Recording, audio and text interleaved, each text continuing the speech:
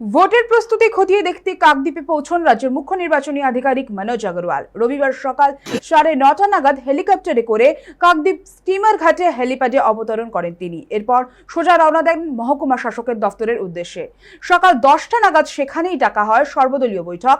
সেই বৈঠকে উপস্থিত ছিলেন সব রাজনৈতিক দলের নেতৃত্বরা। জানা গিয়েছে, আসন্ন নির্বাচনকে সামনে রেখে সুষ্ঠু ও শান্তিপূর্ণ ভোট প্রক্রিয়া নিশ্চিত করতে এই গুরুত্বপূর্ণ বৈঠক।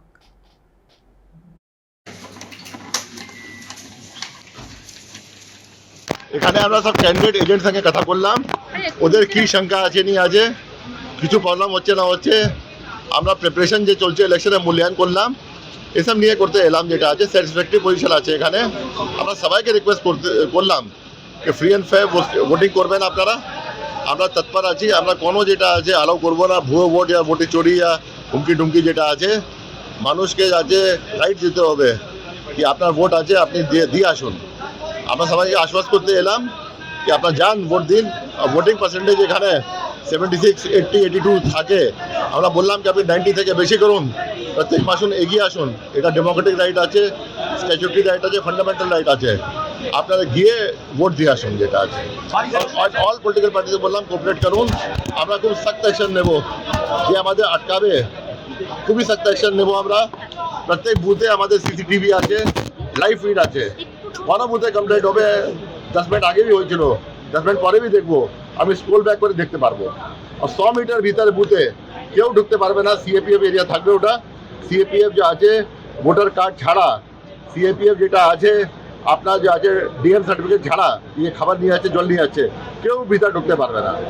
বৈঠকের পরিপ্রেক্ষিতে আমি 132 সাগর অ্যাসেম্বলি কনস্টিটিউয়েন্সির অল ইন্ডিয়া তৃণমূল কংগ্রেসের প্রার্থী হিসাবে আমি ওনাকে ধন্যবাদ জানিয়ে আমার 2-4টি কথা বললাম। আমি বললাম যে আমাদের সাগর বিধানসভা, সাগর এবং নামখানা দীর্ঘ 2001 সাল থেকে আমি এই এলাকার প্রার্থী হিসাবে কন্টেস্ট করছি। 2006 হেরে গেছিলাম। আমাদের সাগর বিধানসভাতে ভোট স্মুথলি হয়ে থাকে, কোনো জায়গাতে কখনো কোনো কনফারেশন হয় না। ভোটের পার্সেন্টেজটা কেমন থাকে? আমি স্যার ভোটের পার্সেন্টেজটা 78 থেকে 82 পর্যন্ত থাকে। আর বাকি লোকেরা অনেক সময় যারা বিভিন্ন জায়গাতে কাজকর্ম করতে যায় তারা আসে না। এই পার্সেন্টেজটাকে বাড়াবার চেষ্টা করুন, যাতে সবাই মিলে পার্টিসিপেট করতে পারে, তার গণতান্ত্রিক অধিকারটা যাতে ভোট বাক্সে প্রতিফলিত করতে পারে, সেটাই চেষ্টা করুন। উনি মুখ্যত এলেন এখানে, যারা 7টা বিধানসভা যারা প্রার্থী ছিলেন তাদের ডেকেছিলেন, তাদের ইলেকশন এজেন্টে অনেক প্রতিনিধি এসেছিলেন।